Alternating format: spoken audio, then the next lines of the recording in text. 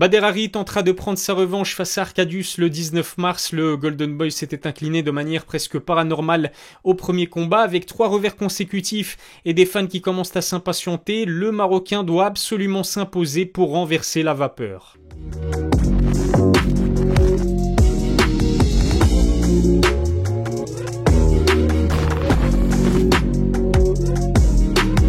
Salut à tous, c'est Ilyes, on se retrouve aujourd'hui pour une nouvelle vidéo. Je vais vous parler du prochain combat de Bader Hari. La superstar du kickboxing veut prendre sa revanche face à Arkadiusz. Au premier combat, le Marocain avait réussi à mettre son adversaire au tapis à plusieurs reprises, mais un high kick extraordinaire du Polonais lui avait permis de s'imposer finalement sur KO technique au second round. Alors qu'est-ce qui cloche chez Bader? Est-ce qu'il est finito, comme certains aiment le dire sur les réseaux sociaux? Est-ce qu'il y a encore de l'espoir pour les fans du Marocain? Je vais vous donner mon avis dans cette vidéo. Juste avant, n'oubliez pas de vous abonner à ma chaîne YouTube, lâcher un petit pouce bleu si le sujet vous plaît, puis suivez-moi aussi sur mes réseaux sociaux, tous les liens sont dans la description. Bader a rendez-vous le 19 mars avec Arkadiusz. Le Golden Boy aura à cœur de venger sa défaite traumatisante lors de son dernier combat contre le même adversaire. Après avoir surclassé le Polonais dans tous les compartiments, la star du kickboxing s'est fait cueillir à froid par un high kick. Il lui suffisait pourtant d'un dernier knockdown dans la seconde reprise pour obliger l'arbitre à mettre un terme aux hostilités. Alors j'ai envie de dire que cette défaite elle est symptomatique des dernières performances de Bader Hari. On a le sentiment que le Golden Boy est véritablement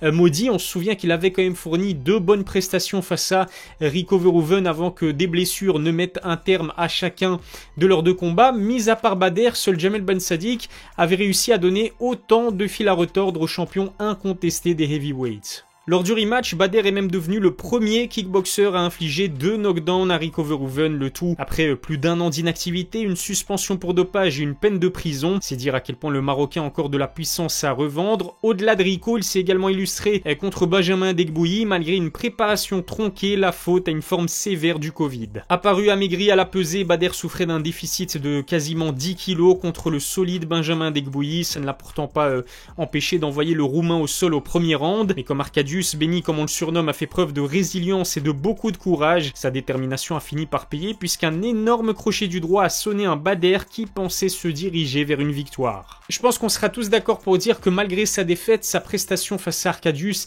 c'est peut-être la plus aboutie depuis un certain temps. Même physiquement, je l'ai trouvé affûté et plutôt en forme. Et puis il faut dire aussi que contre Rico Verhoeven, Bader a eu l'occasion de montrer que sa puissance et sa technique, elles étaient toujours au rendez-vous. C'est les raisons pour lesquelles je ne trouve pas justifié le fait de dire qu'il soit fini. En revanche, c'est indéniable, ses défaites sont inquiétantes, surtout d'un point de vue psychologique. Se blesser à 2 reprises contre Rico et perdre sur KO technique après avoir dominé Benny et Arkadiusz sont des coups durs à encaisser. Bader va-t-il trouver les ressources mentales nécessaires pour inverser la tendance? Une 4e défaite consécutive pourrait entacher sa fin de carrière. Mais Bader est un combattant à part dans le kickboxing. J'aime souvent le comparer à Conor McGregor parce que, comme le Notorious, il a permis à son sport à être médiatisé auprès d'un public beaucoup plus large. C'est une machine à faire du cash, en témoignent les nombreux fans qui viennent assister à chacun de ces combats. Je suis d'ailleurs prêt à parier que 80% des spectateurs qui seront présents le 19 mars à Hasselt en Belgique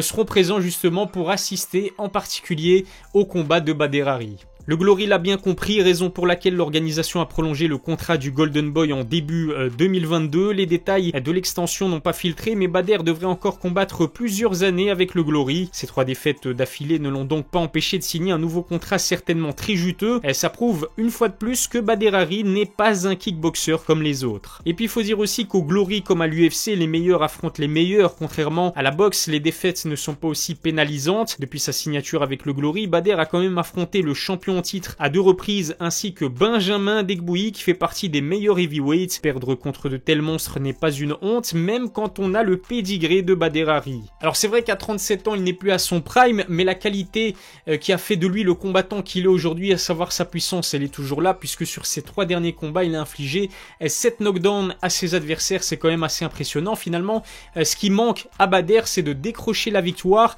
pour lui permettre de briser la spirale négative dans laquelle il se trouve. Séparé de Mike, son entraîneur de toujours, Bader peut compter aujourd'hui sur les services de Saïd El Badawi, un entraîneur néerlandais talentueux qui s'occupe de très bons kickboxers ainsi que de combattants de MMA de renom. Saïd a l'air très proche du Marocain, en témoigne la publication qui a suivi la défaite de son combattant. Bader a justement besoin d'un entraîneur qui le comprend pour donner le meilleur de lui-même. Le Marocain est un combattant sensible, je m'explique, cette sensibilité peut s'exprimer sous la forme d'agressivité. On sent qu'à chacun de ses coups, Bader veut en finir avec son adversaire. Cela peut être une force mais aussi une faiblesse lorsque le combat ne tourne pas à son avantage. Saïd est un entraîneur qui communique beaucoup et qui peut calmer les ardeurs d'un Bader parfois à fleur de peau. En plus de Saïd, Bader travaille depuis plus de 2 ans avec Yuri Pegel, le préparateur physique de l'Ajax Amsterdam. D'après la shape affichée par le Marocain lors de son dernier combat, il semble que Yuri ait trouvé la bonne formule pour faire de lui une machine. Reste à savoir dans quel état mental le Golden Boy se trouvera à l'entame de son rematch contre Arkadiusz. Pour moi, il ne faut pas enterrer Bader Hari trop vite. Ce qui lui manque, c'est vraiment de retrouver la confiance et ça passera avant tout par une victoire